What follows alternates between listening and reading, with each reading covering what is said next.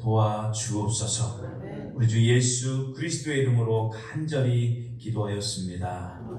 아멘. 오늘 우리에게 주시는 하나님의 말씀입니다. 하나님의 말씀은 요한일서 4장 7절부터 12절의 말씀입니다. 우리 함께 자리에서 일어나셔서 요한일서 4장 7절에서 12절의 말씀을 저와 여러분이 한 절씩 함께 받들어 교독을 하겠습니다. 사랑하는 자들아, 우리가 서로 사랑하자. 사랑은 하나님께 속한 것이니 사랑하는 자마다 하나님으로부터 나서 하나님을 알고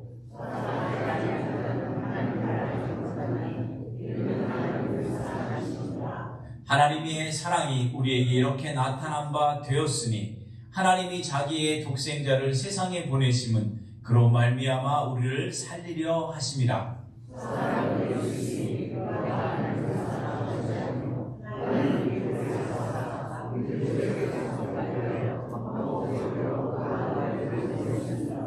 사랑하는 자들아, 하나님이 이같이 우리를 사랑하셨은즉 우리도 서로 사랑하는 것이 마땅하도다.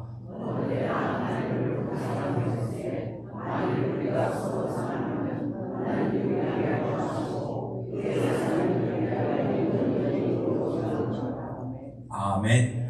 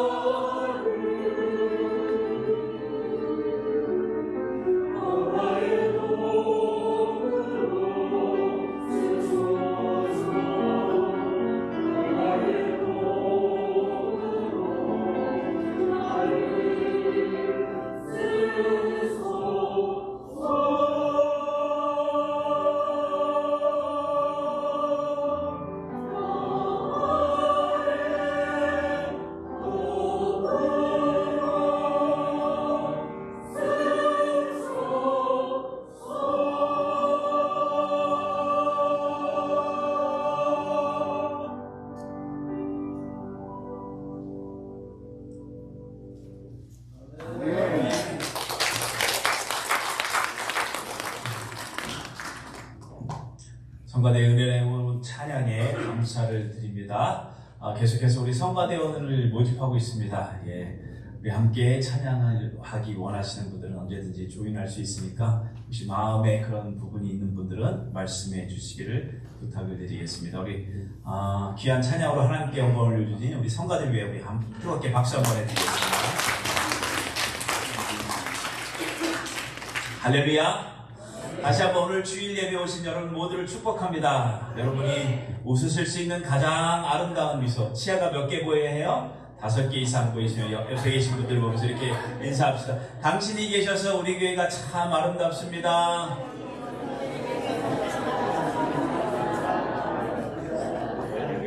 또 한 번 할까요? 당신 때문에 이 시카고가 더 아름답습니다. 시작. 감사합니다. 여러분 때문에 우리 교회가 참 아름답고요. 여러분 때문에 시카고가 살만 나는 줄로 믿습니다. 우리가 미국에 살다 보니까 미국이라는 나라가 여러 민족이 이렇게 함께 어우러져 살고 있습니다.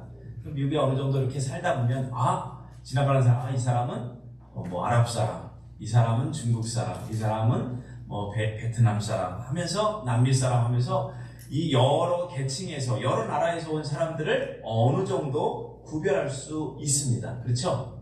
근데 한국에 가니까 전혀 그런 걸 구분을 하지 못하는데, 그런데 미국에 오래 살다 보니까 어느 정도 구분하게 되는 이유가 뭐냐? 나라마다 어떤 외형적인 특征이나 얼굴 생김새가 분명히 있다는 것을 우리가 알게 되기 때문에 그렇다는 겁니다.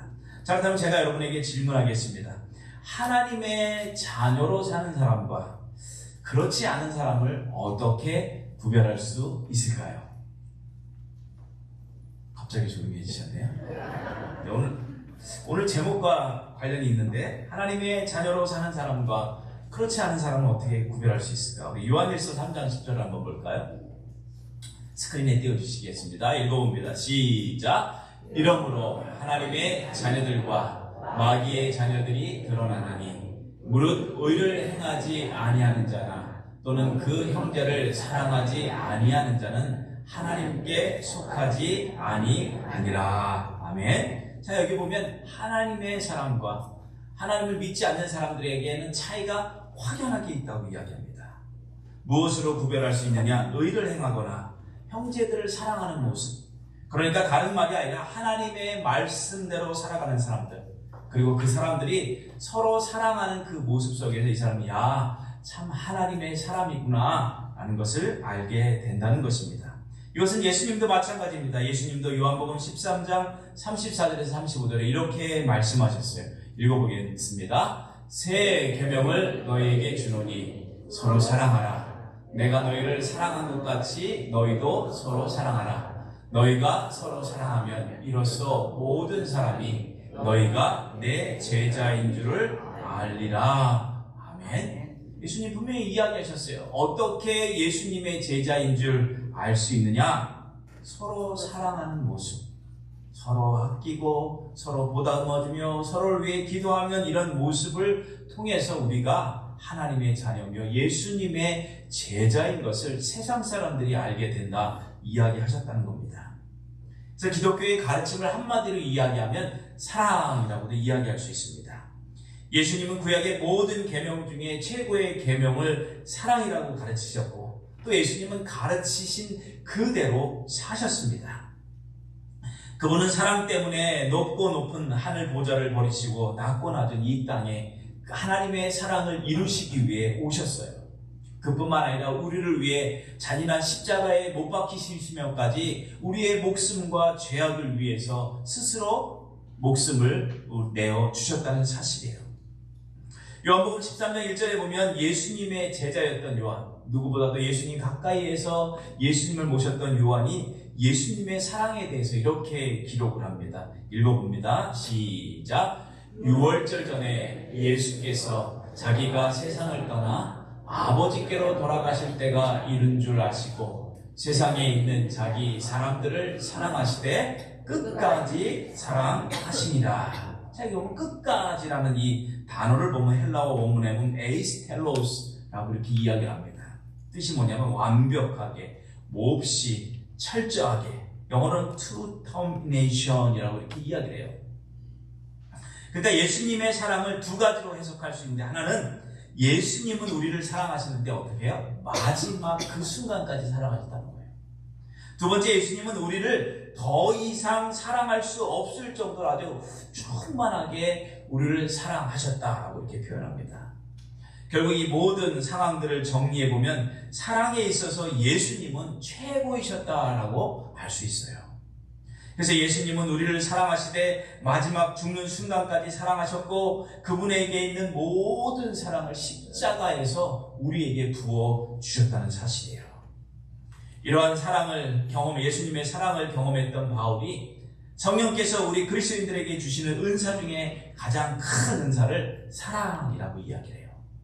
그래서 바울은 고린도전서 12장부터 14장까지 긴 지면을 할애하면서 성령의 은사에 대해서 조목조목 기록하는데, 그 중에 가장 큰 은사가 사랑이라는 것을 이야기합니다.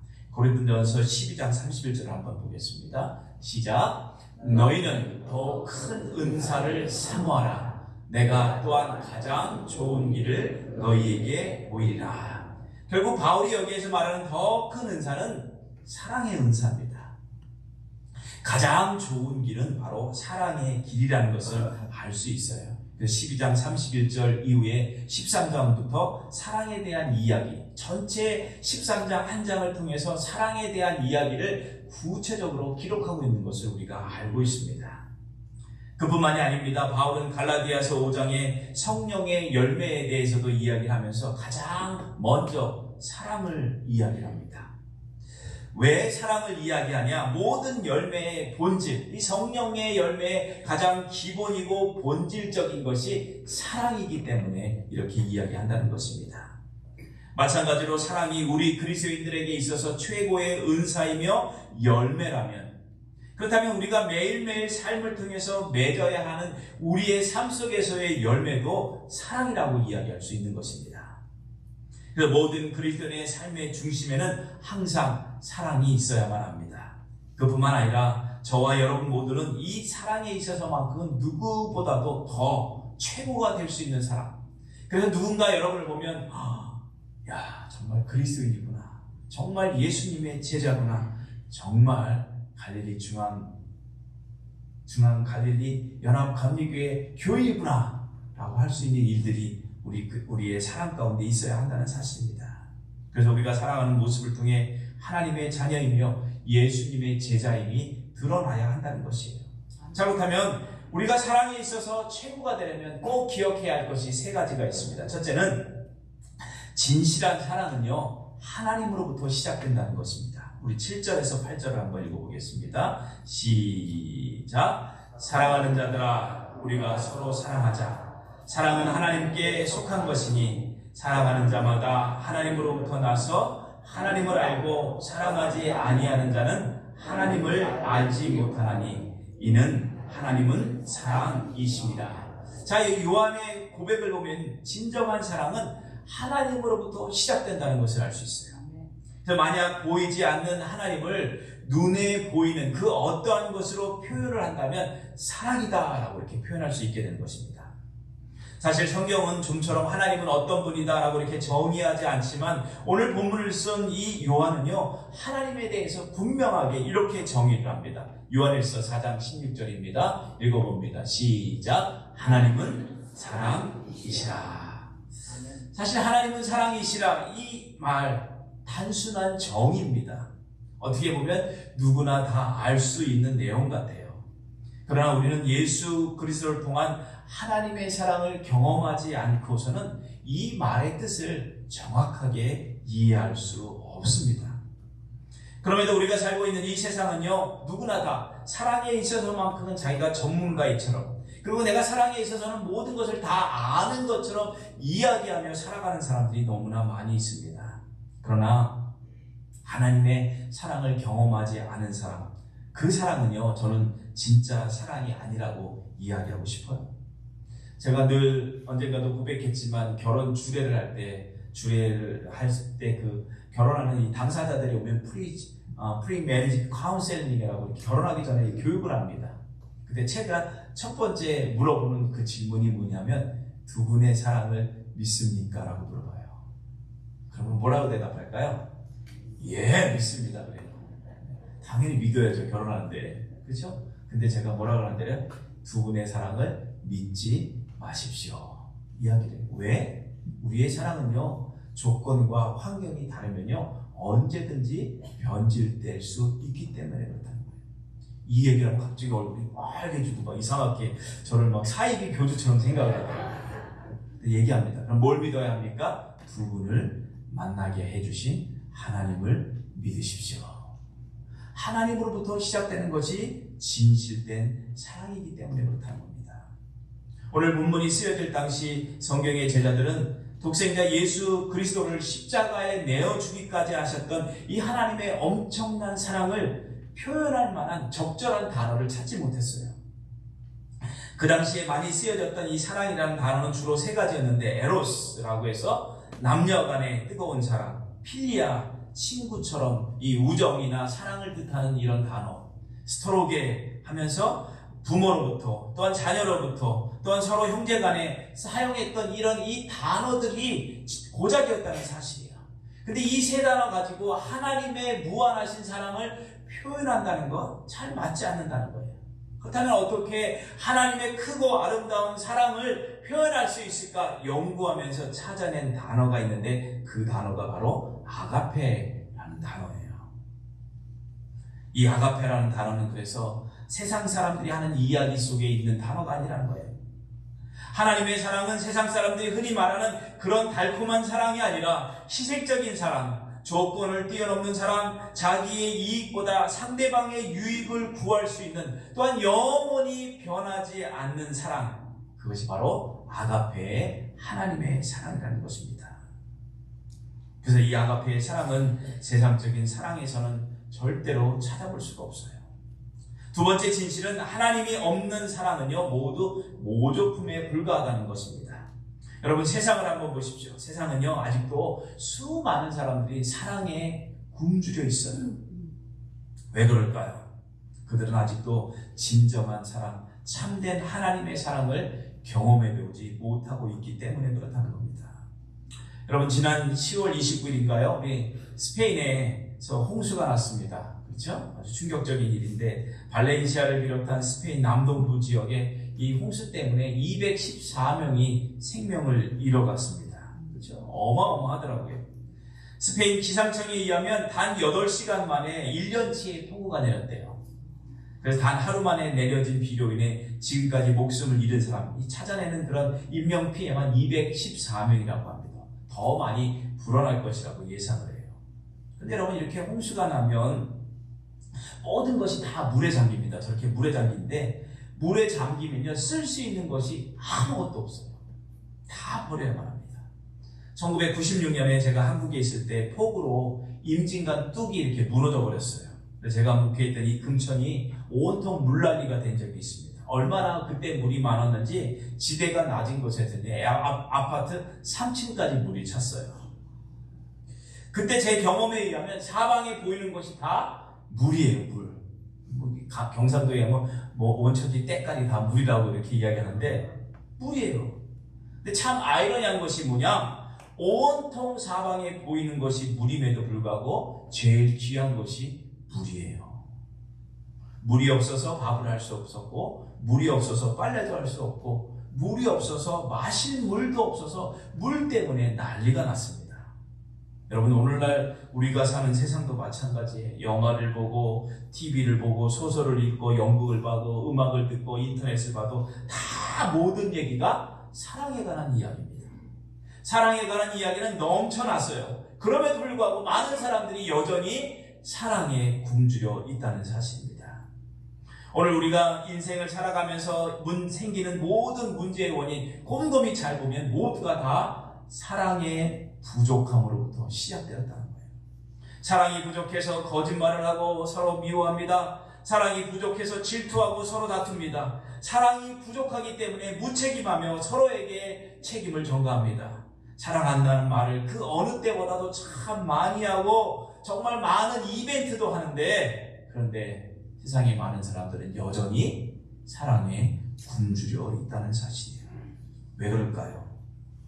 그 이유는 다 하나, 그 안에 하나님의 사랑이 없기 때문에 그래요. 이처럼 하나님이 없는 사랑은 언제든지 조건과 환경이 변하면요, 언제든지 바뀔 수 있습니다. 영원하지 못합니다. 믿을 수 없습니다. 그런데 우리가 예수 그리스도의 사랑을 한번 경험하면, 진짜 하나님의 사랑을, 예수 그리스도의 사랑을 통해서 경험하면 우리가 믿어왔던 사랑, 우리가 추구했던 사랑이 얼마나 형편없는 사랑이라는 것을 깨닫게 된다는 사실이에요. 왜냐하면 하나님의 사랑은 세상 사람들이 말하는 그런 사랑과는요, 차원이 다른 사랑이기 때문에 그렇다는 사실이에요. 하나님의 사랑은 잠깐 있다가 없어지는 그런 사랑이 아닙니다. 마지막이 상처와 이별로 끝나는 그런 사랑은 더욱 아닙니다. 사랑은요, 시간이 지나도 영원히 변하지 않는 것이 하나님의 사랑이에요. 그 사랑에는 영원한 생명이 있고요, 그 사랑에는요, 영원한 행복과 기쁨이 있습니다.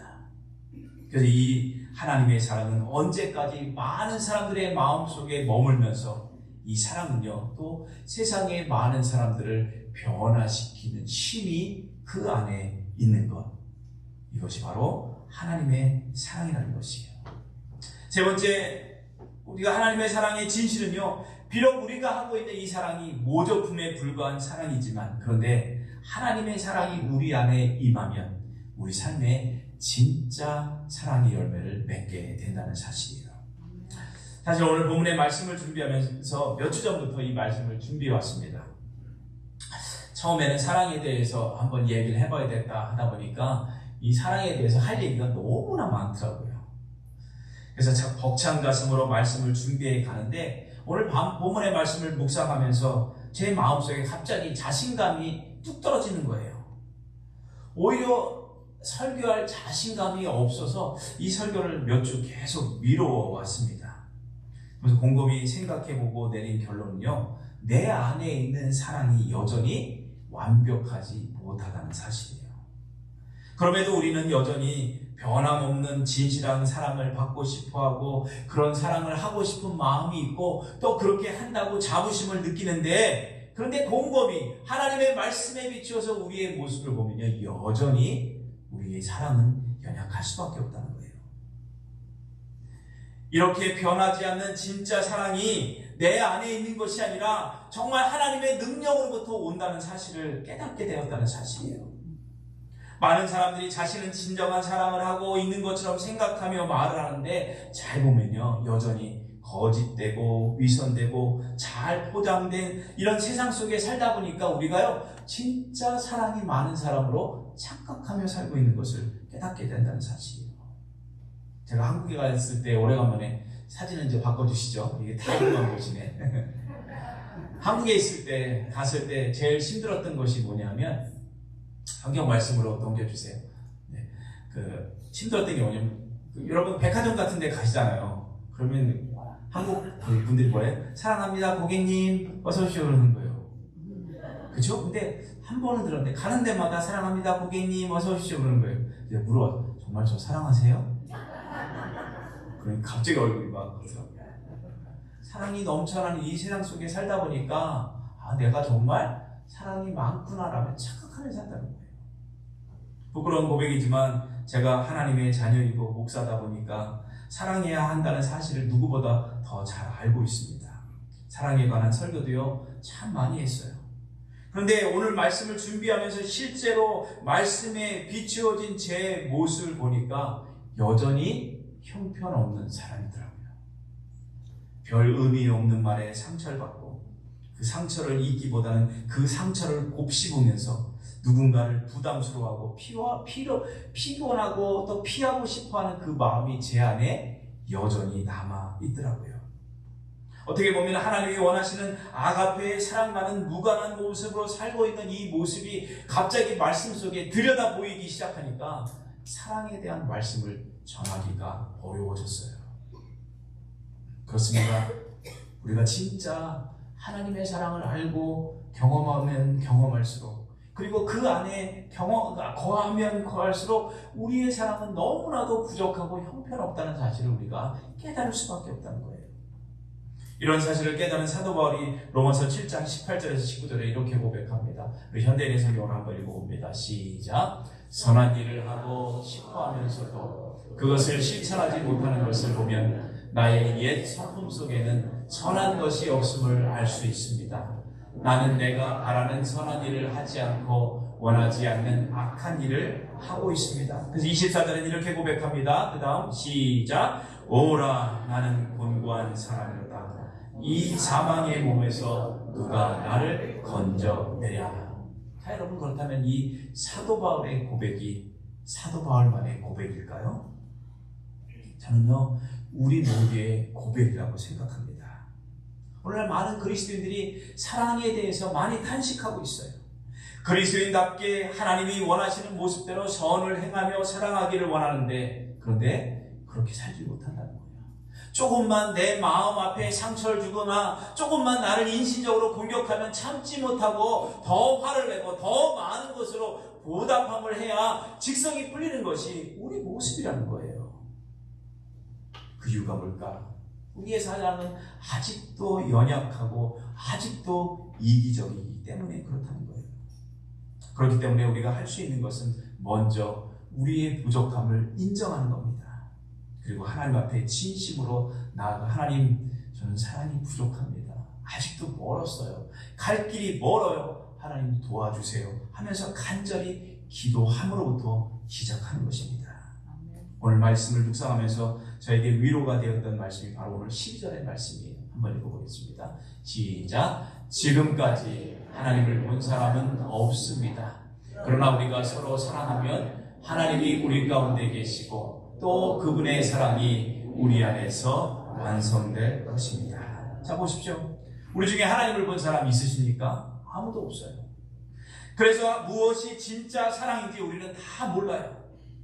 그래서 우리의 사랑은 여전히 이기적일 수밖에 없고 부족한 투성이인 사랑을 나눌 수밖에 없는 존재입니다. 그런데 더 감사한 것은 이렇게 부족한 사랑일지라도 서로 사랑하려고 노력하고 정말 몸부림치는 그 사랑 속에 하나님이 찾아오신다는 거예요. 하나님이 찾아오셔서 마침내 그 부족한 점을 채우셔서 완성된 사랑을 이루신다는 거예요. 그렇기 때문에 우리가 할 수 있는 일은 지금 내가 할 수 있는 것, 나에게 주신 은혜대로 하나님의 말씀을 붙잡고 최선을 다해 사랑하는 것입니다. 세상 사람들이 보면 사랑 같지도 않은 사랑, 부족하고 정말 많은 허점투성이이지만 그러나 마음과 뜻과 정성을 다해 진심으로 사랑하기 시작할 때 그 부족한 많은 부분을 하나님이 채우셔서 마침내 완전한 사랑을 이루시게 된다는 사실입니다. 아멘. 어느 집사님의 고백이에요. 어느 날 이 집사님이 뒤늦게 하나님의 사랑을 고백하고 경험하고 나서 지금까지의 삶을 보니까 내가 너무나 나태하게 신앙생활을 한 것이 후회스러워서 하나님이 가장 기뻐하시는 일이 뭘까 생각해 보니까 전도하는 것, 영혼을 구원하는 것을 가장 기쁘시게 생각한다 하면서 더 늦기 전에 한 사람이라도 꼭 전도해야 되겠다라는 마음을 먹었어요. 그리고 이렇게 기도하다 보니까 그 집 근처에 80이 넘으신 우리 할아버지가 혼자 계시는데 이분을 좀 전도해야 되겠다라는 마음을 생겼습니다. 그래서 식사를 초대해서 이분에게 좋은 이야기도 하면서 한번 전도해 봐야 되겠다 하면서 그분을 식사 자리로 초대해 주셨어요. 일주일 동안 기도하는 마음으로 온 가족이 장을 보면서 음식을 정말 열심히 준비해서 본인이 봐도 음식이 너무 대단한 거예요. 이 음식을 보시면 우리 할아버지가 오셔서 감동을 먹으시겠지 하면서 정성을 다해 준비하시고 그분을 초대했어요. 그리고 그분이 다 모셔서 식사하기 전에 이렇게 얘기했어요. 어르신, 제가 명색이 교회를 다니는 집사인데 식사하기 전에 하나님께 기도드리고 식사해도 되겠습니까? 이렇게 정중하게 물었어요. 여러분 같으면 어떻게 하셔야 되겠어요? 네, 그렇지, 당연하죠. 얼마나 건사한 식사인데. 근데 뭘 했는지 아세요? 할아버지께서 다짜고짜 화를 내면서 난 기도하면 이 음식 안 먹고 집으로 돌아가겠습니다. 단호하게 이야기하는 거예요. 얼굴도 뭐 인상을 확 쓰고. 시작부터 기분이 좀 상했긴 했지만 그래도 그 할아버지를 영혼을 사랑하는 마음으로 모든 걸 다 양보하고 자신은 혼자 속으로 기도하면서 식사를 하기 시작했습니다. 그런데 이 할아버지가 자신이 교회를 다니는 집사인 사실을 알고서 식사하는 내내 교인들을 욕하고 교회를 비방하는 이야기들을 계속해서 끊임없이 이야기하시는 거예요. 아마도 자신이 일평생 살아오면서 예수 믿는 사람들 때문에 받은 상처가 많았는지 쉬지도 않고 계속해서 교회와 목사님을 비방하는 독선들을 끊임없이 내뱉는 거예요. 한두 번도 아니고 계속해서 이 이야기가 이어지자 그냥 자리에서 벌떡 일어나서 할아버지 그냥 나가세요. 집으로 돌아가세요. 라고 말하는 그 순간에 갑자기 마음속에서 누군가의 목소리가 들리기 시작합니다. 내가 지금 쫓아내고 싶어하는 그 사람을 나는 80년을 기다렸다. 너는 내가 그 한 시간 밥 먹는 시간조차 그 사람을 기다려주지 못하느냐? 너의 사랑의 수준이 고작 밥 먹는 한 시간도 기다려주지 못하면서 어떻게 내가 나를 사랑한다고 말할 수 있겠느냐? 나는 지금 그 아들이 돌아오기만을 80년을 기다리고 참고 왔는데 고작 그 한 시간을 기다리지 못하면서 너가 어떻게 원수까지 사랑할 수 있다라고 고백하고 있느냐 하면서 마음속 깊은 곳에서의 주님의 탄식을 듣게 된 거예요. 결국 이분이 식사하는 도중에 계속해서 울었답니다. 주님 몰랐습니다. 주님 몰랐어요. 제가 하나님의 마음을 몰랐어요. 하나님이 이분을 그토록 사랑하고 기다렸다는 사실을 제가 몰랐습니다. 하나님, 제게는 한 시간도 불쌍한 영혼을 기다리는 국률함도 없습니다. 하나님, 문제는 저에게 있습니다. 저를 불쌍히 여겨주세요. 저에게 도와주세요. 영롱 밥을 먹다가 울면서 끝났다는 그런 이야기가 있어요. 여러분 어떻습니까? 한 시간도 기다려주지 못하는 것, 아니 어떤 때 10분도 기다려주지 못하는 것, 그것이 저와 여러분의 사랑의 수준이 아닐까요? 우리 늘 교회를 다니다 보면 서로 사랑합니다, 축복합니다 이야기 참 많이 해요. 그런데도 진짜 우리의 삶을 보면 참지도 못하고 기다리지도 못하고 누가 한 이야기에 화를 내고 더 많은 것으로 갚아야만 직성이 풀리는 모습이 우리 가운데 여러분 있지는 않으신가요? 그래서 사랑을 하지도 못하고 용서하지 못하는 사람을 생각할 때마다 막 화가 일어나고 때로는 사랑에 대한 설교를 들을 때마다 마음이 불편한 이유가 무엇이겠습니까? 우리의 사랑이 연약하고 부족하기 때문에 그렇다는 거예요. 그럼에도 우리가 할 수 있는 거 아무것도 없어요. 그냥 하나님 앞에 기도하는 것입니다. 하나님, 저희는 부족해요. 하나님 사랑을 베풀려고 하는데 사랑이 없어요. 긍휼한 마음을 주세요 하면서 하나님 앞에 또 기도하고 또 용서하고 또 양보하고 계속해서 하나님 앞에 간구함을 할 수밖에 없는 것, 그 이유가 무엇이겠어요? 영원히 죽을 수밖에 없었던 나를 하나님은요 끝까지 사랑하셨어요. 내가 미워하고 용서하지 못하는 그 사람을요 하나님도요 지금 끝까지 참고 기다리고 계세요. 그렇기 때문에 이런 바보 같은 사랑 외에는 그 어떠한 것도 그 사람의 마음을 변화시킬 수 없고 세상을 변화시킬 수 없기 때문에 우리는 여전히 바보 같지만 참고 기다리며 용서하며 계속해서 사랑을 베풀며 살아가야 하는 것, 이것이 요한이 말하는 서로 사랑하는 삶이라는 것입니다. 말씀을 정리하겠습니다. 사진 보여주실래요? 여러분 이게 뭘까요? 뭡니까? 네? 네, 시루. 그렇죠? 콩나물 시루입니다. 콩나물 시루. 그렇죠? 젊은 사람들에게 보여주면 전혀 이해 못하는데 어느 정도 인생을 사셨기 때문에 콩나물 시루도 알아보는데 어린 시절에 외갓집에 놀러 가면 할머니께서 저에게 아까 그 시루에 이렇게 앞에 사진 보여주실래요? 이렇게 시루에 이렇게 천으로 이렇게 덮어놓고 맨날 물을 주라고 이야기하시더라고요. 검은 천을 이렇게 보는데 아무것도 없어요. 근데 물을 주라는 거예요. 이처럼 밑이 뻥 뚫렸어요. 물을 주면 물이 쭉 다 내려가요. 근데 참 신기한 것은 이 밑 빠진 독에 아침 저녁으로 계속 물을 한참 주고 또 주고 또 주다 보니까 어느 순간에 그 다음 자 콩나물이 이렇게 풍성하게 자라는 것을 볼 수 있어요. 그럼 마찬가지입니다. 우리의 사랑은요 구멍이 뻥뻥뻥 뚫렸어요. 여전히 부족하고 이기적이에요. 제한적입니다. 완벽하지 못합니다. 그래서 내가 사랑하고 싶은만 사랑하고 싶어, 사랑하고 싶은 사람만 사랑하고 나에게 무엇인가 잘 대해주는 사람만 사랑하고 싶은 마음이 우리 가운데 있어요. 어떻게 보면 앞에 있는 밑 빠진 콩나물 시루와 같은 것이 우리의 모습입니다.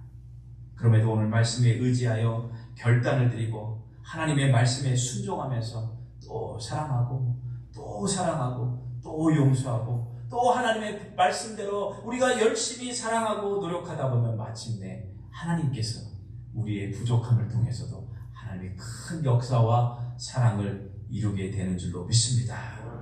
기독교 사상가인 C.S. 루이가 이런 말을 했어요. 한번 읽어볼까요? 시작. 인류를 사랑한다고 하는 거창한 타이틀을 들고 나오는 사람들은 대개가 사랑하지 않는 사람이다. 이건 맞습니다. 사랑은요, 거창한 말에 있지 않아요. 나와는 상관없지만 멀리 없는 무엇인가 큰 위대한 일을 할 때 사랑이 아니라 지금 내 옆에 아무도 관심을 두지 않고 때로는 무시하고 있는 그 사람에게 가서 냉수 한 그릇이라도 대접하고 손 한 번 잡아주면서 따뜻하게 그리스도의 사랑으로 한 번 안아주고 함께 식사 대접하고 함께 서로 사랑하는 그런 사랑 속에서 우리의 부족함을 온전함으로 이루시는 하나님의 놀라운 능력과 기적들이 우리의 부족한 사랑을 통해 나타나게 될 줄로 믿습니다. 저는요, 중앙갈릴리 연합감리교회가 사랑이 충만한 교회가 되길 원합니다. 세상 속에서 사랑을